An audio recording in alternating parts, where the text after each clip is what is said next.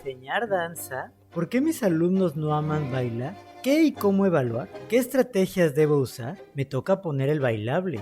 ¿Estoy aquí porque no estoy allá? Acompáñame a buscar respuestas a estas y otras preguntas existenciales que nos hacemos los maestros novatos de danza en el podcast Danza en la Escuela, para maestros de danza con el objetivo de compartir estrategias, ideas y experiencias. Muy buenos días, tardes o noches a este podcast Danza en la Escuela. El día de hoy vamos a hablar sobre las teorías implícitas. Esta información la traigo de una investigación que desarrollé a partir de los conceptos de teoría implícita de Javier Marrero e Ignacio Pozo, y también a partir de observar que los maestros de educación artística por lo general provienen de institutos de formación de artistas profesionales, ejecutantes, ¿no? Pero que están un poco débiles en cuanto al tema de pedagogía. Por lo tanto, resulta interesante preguntarnos qué es lo que piensan estos maestros, que es el proceso de enseñanza-aprendizaje y cómo eso afecta su práctica pedagógica. Empecemos por definir el concepto de teorías implícitas. Según Cuevas-Gagnon, son esquemas, teorías, creencias, razonamientos que orientan al profesor en su quehacer educativo.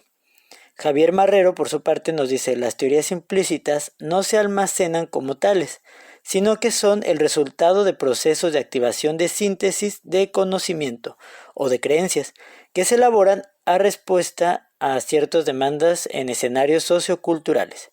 Ignacio Pozo dice que son cualidades de una reacción corpórea ante el conocimiento intuitivo.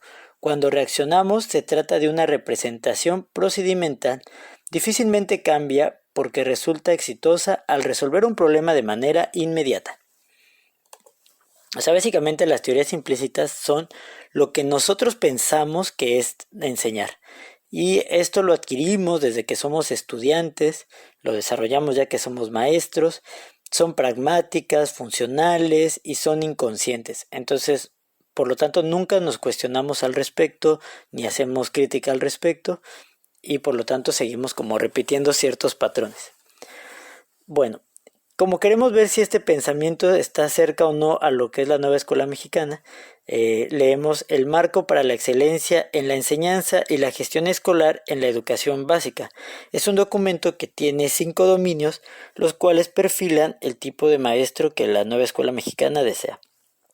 Entonces tenemos que en el dominio 2, una maestra, un maestro que conoce a sus alumnos para brindarles una atención educativa con inclusión, equidad y excelencia. Por su parte, el dominio 3 dice una maestra, un maestro que genera ambientes favorables para el aprendizaje y la participación de todas las niñas, niños y adolescentes. Entonces vemos que estos dos dominios especialmente pues hablan de la práctica profesional, de lo que hacemos todos los días: ser inclusivo, equidad, dar una educación de excelencia y generar un ambiente donde el alumno esté cómodo aprendiendo. Bueno, la metodología de la investigación que llevé a cabo era cuantitativa. Se hizo por medio de una estadística descriptiva en escala de Likert. Las escalas Likert son un instrumento psicométrico donde el encuestado debe indicar si está de acuerdo o en desacuerdo sobre una afirmación. Entonces, por ejemplo, nosotros veíamos las teorías implícitas con sus indicadores y a partir de ahí generamos unas preguntas, y dependiendo de lo que contestaba el maestro, pues nosotros podíamos saber si pertenecía, si prefería una teoría implícita u otra, ¿no? Cuál tenía como con más arraigada en su manera de dar clases. La metodología fue un instrumento en formulario de Google. Las preguntas fueron hechas a partir de las teorías de Marrero y Pozo al respecto de teorías implícitas. Realizamos 45 preguntas, las cuales analizamos la R14 al reactivo 38 y el reactivo 43. La población estudiada fue diversa, eran 12 maestros inactivos, pero que tenían experiencia como docentes frente a grupo, 3 en academias particulares, 1 en preescolar, 10 en primaria, 15 en secundaria y 3 en bachillerato y 1 en universidad. Bueno, ahora sí vamos a explicar cuáles son las teorías implícitas. La primera sería la teoría dependiente, que en nuestra encuesta tuvo un 57.79%. La teoría dependiente es como la más tradicional, ¿no? Por lo general, se tiene la necesidad de replicar e imitar el conocimiento porque se considera que el maestro es dueño de ese conocimiento invaluable y perfecto que no se puede perder y se tiene que replicar e imitar muchas veces. De ahí la dependencia de los alumnos hacia el maestro y de considerarlo como una fuente inagotable de conocimiento. ¿Cómo sucede esto en danza? Pues muy fácil, con maestros que tienen secuencias y su clase son puras secuencias y les piden a todos los alumnos que sean igualitos, que todos bailen igual de bien, que tengan una opinión similar a la que él tiene. Ahí tendrán que sospechar, ¿no? Si en tu grupo de 45 alumnos todos están de acuerdo contigo, es algo raro, ¿no? Algo pasa ahí. Eh, no sé, otro tipo de... Generamos alumnos dependientes que cuando les preguntas qué opinan te dicen, no, pues no sé, usted dígame primero qué opina para poder repetir lo que diga, ¿no? O el típico alumno que te baila en los ojos, así de, maestro, míreme, lo hice bien, ¿no? Tienen esta necesidad de aprobación de parte del maestro, ¿no? Porque los hemos hecho dependientes. Bueno, la otra sería la teoría productiva que tuvo un 64.44%.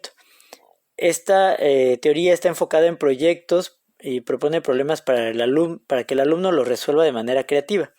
Al socializar el problema suele construir conocimientos, por ello esta teoría es confundida con el constructivismo. Sin embargo, fácilmente se puede dar demasiado valor al producto como un instrumento de evaluación, menos enfocados en el proceso.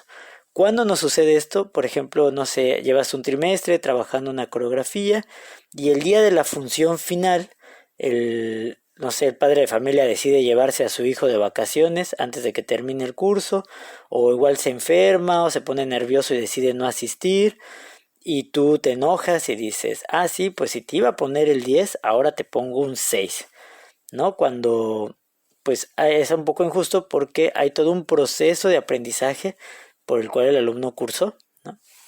Bueno, ese sería. Nosotros los de arte por lo general y especialmente ahora con la pandemia, pues toda la evaluación es a través de evidencias y de entrega de trabajo. Entonces estamos siendo muy apegados a la teoría productiva. La teoría expresiva experimental tuvo un 95.56%. Esta es la teoría que más se maneja en las universidades porque la pedagogía de esta teoría plantea enseñar para la vida futura del alumno, para su ejercicio profesional, ¿no? Entonces muchas veces esas estrategias que aprendimos en la universidad donde nos enseñaban a ser bailarines de compañías, la llevamos hacia la educación básica cuando estamos frente a grupo y eso pues es un proceso un tanto peligroso. Sí se debe de enseñar estrategias significativas para el alumno pero que tengan que ver con su vida actual y su contexto presente, ¿no? Bueno, otra característica de la teoría expresiva experimental es que mantenemos al alumno todo el tiempo ocupado, ¿no? Incluso es como una forma de control y de disciplina mantener al alumno haciendo algo. La teoría interpretativa tuvo un 95.56%. Es esta teoría donde el docente pone al alumno al centro de la educación y se interesa por investigar cuáles son las barreras de aprendizaje, las dificultades contextuales que tiene el alumno, cuál es su interacción socioemocional con otros. Y bueno, especialmente ahora con la pandemia nos hemos vuelto muy interpretativos porque nos hemos dado cuenta de todas las problemáticas que tienen los alumnos y hemos tenido que ser más comprensivos con ellos, ¿no? El problema de la teoría interpretativa es cuando al descubrir estas barreras de aprendizaje y estos contextos, nuestra expectativa con respecto al alumno disminuye. Decimos, no, este chamaco no va a poder aprender. Entonces, al disminuir las expectativas, también estamos disminuyendo nuestra capacidad de enseñarle. El chiste de saber todo este contexto es para que nos adaptemos a ese contexto y logremos que el alumno desarrolle esos aprendizajes. Y por último, la teoría emancipadora tuvo un 86.67%. Partimos de la característica de la posmodernidad de poner todo en duda, cuestionar los metarrelatos. Por ejemplo, no sé, decimos, ya hasta se cuestiona la sexualidad, ¿no? ¿Soy hombre, mujer o quimera? ¿Qué soy? ¿Qué sucede? O también hay otros cuestionamientos como quién tiene la verdad absoluta, ¿no? Entonces, al cuestionarse incluso Dios existe o otros dogmas, estamos cuestionando todo. Entonces, era de esperarse que se cuestionara también la relación de poder entre maestro y alumno. Por lo tanto, se considera que nadie es dueño de la verdad, que todos son capaces de construir conocimiento. Y entonces se genera una didáctica que busca emancipar al estudiante y al docente, oponiéndose directamente a la teoría dependiente. Lo anterior forja una educación enfocada en lo ético y lo político, cuyo objetivo es la libertad de opinión y de acción. Son estos maestros que dicen que les dan su ciudadanía al alumno, ¿no? Le dicen, oiga muchachos, bueno, ya vimos cuál es el tema, ahora ustedes construyan la clase, vamos a ver, hagan su propia secuencia, ya conocen el material, construyan, exploren, cuál es su opinión con respecto a la evaluación, cómo quieren ser evaluados, cuál va a ser el contenido de la materia, ¿no? Hay como ciertos niveles para ir dejando que el alumno pues democráticamente vaya ejerciendo su ciudadanía, que tengan un pensamiento crítico, por ejemplo, también. Bueno, discusión. Las orientaciones pedagógicas que requiere la SEP en el proyecto nacional de la nueva escuela mexicana plantean una pedagogía que coloca al centro del aprendizaje al estudiante. Esto implica interpretar las condiciones socioculturales, económicas y afectivas del alumno para ayudarlo en su proceso de aprendizaje. Por lo tanto, desde los lineamientos de la SEP se fomenta una teoría interpretativa. También el enfoque pedagógico se sustenta en el constructivismo y el aprendizaje situado en los principios pedagógicos del nuevo modelo educativo y de la nueva escuela mexicana. Se plantea reconocer la naturaleza social del conocimiento. Por ello es indispensable generar un ambiente de aprendizaje donde se le reconozca al alumno el valor de sus saberes previos y su capacidad de aportar y construir conocimiento nuevo. Acorde con esto está la teoría expresiva experimental, cuando es bien llevada a cabo, ¿no? Es muy curioso que la predilección de los maestros pues, fue hacia la teoría interpretativa, expresiva experimental y la posmoderna. Sin embargo, cuando se les preguntó qué tipo de evaluación preferían, el 73.33% prefiere la evaluación productiva, es decir, se enfocan en un producto final y de que si no entregas ese producto final no merece ser aprobado. Entonces, pues bueno, ahí vemos que hay una incongruencia cognitiva, ¿no? Mentalmente y en el discurso, pues sí dicen ser muy posmodernos, muy constructivistas, pero en la práctica y a la hora de evaluar son totalmente productivos, ¿no? Entonces hay que tener cuidado con eso.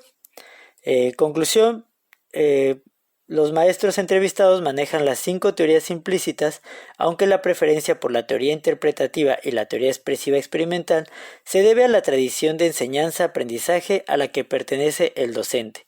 O sea, así como nos enseñaron en la escuela, es como damos clases nosotros.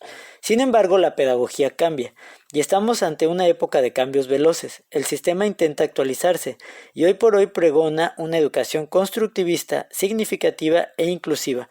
Por lo tanto, es de suma importancia que los docentes licenciados en artes se actualicen pedagógicamente para que así puedan cumplir cabalmente con lo que se espera de ellos en la educación básica. Bueno, y básicamente eso sería pues la conclusión. La crítica sería esta. O sea, qué padre que nos enseñaron a seguir secuencias, a bailar, a tener un entrenamiento, a ser críticos con el arte, pero las estrategias que nos enseñaron en las universidades probablemente no sean útiles en la educación básica. Entonces, lo que yo recomendaría es que si vas a estar frente a grupo, incluso un grupo puede ser una compañía de danza, pues leas, investigues, busques un poquito de pedagogía, que no nos hace mal. Bueno, sería todo. Muchísimas gracias. Bye.